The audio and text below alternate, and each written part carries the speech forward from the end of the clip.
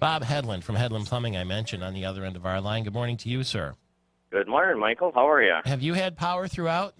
We lost it at my house for about a day and a half, and I was on a generator running that for about a day and a half. So you barely noticed much of a difference then? You just flipped on It's even a day and a half, you notice it. You Really? absolutely do, especially in the fuel bill of running that. Oh, gee, well, that's a point too, I guess. But you were prepared, and so good for you, and good for you that it was such a short stay without power. But you mentioned earlier that this freezing temperature and the expanding and contracting of pipes and so forth can be bad for your plumbing. Any tips?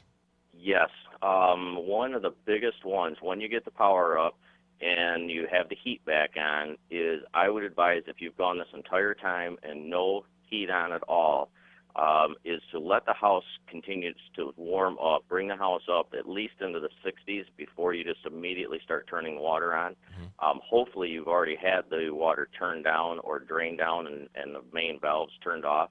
But what you want to look for, if your house was froze up and went without power, is turn the cold water on first, just the cold.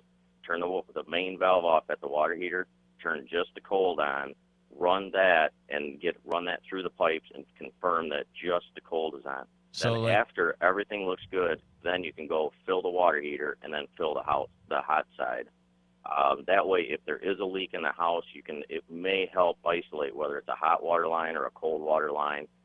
And then just for the next 12 to 24 hours, just really keep an eye on things to make sure there is any splits in the pipes or anything like that. How would you be able to keep an eye on things?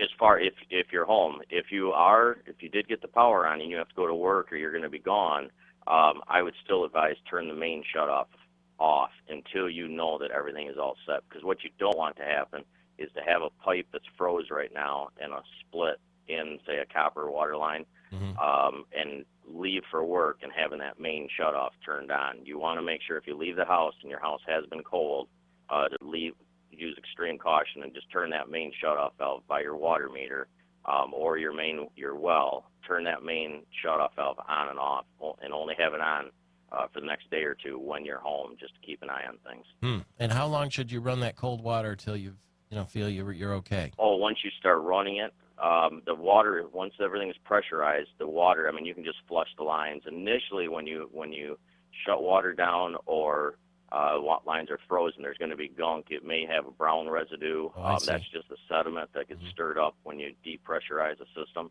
That's totally normal. You may have to go through your house on what they call on the end of the spout, right where the water comes out of the faucet, are they called the aerators. You may have to pull those out and clean the screens if there's debris in there. But I would start out, just go through, run everything, flush it out real good. And like I said, keep an eye on it. If you do suspect anything, you question anything, it's really important to save on damage, is to make sure you know where that main shutoff valve is and depressurize. All right, and if you don't know any of that, just call Hedlund Plumbing, Bob Hedlund at Hedlund Plumbing, and I bet they're working overtime through this period too. 26 after the hour, Bob, thank you.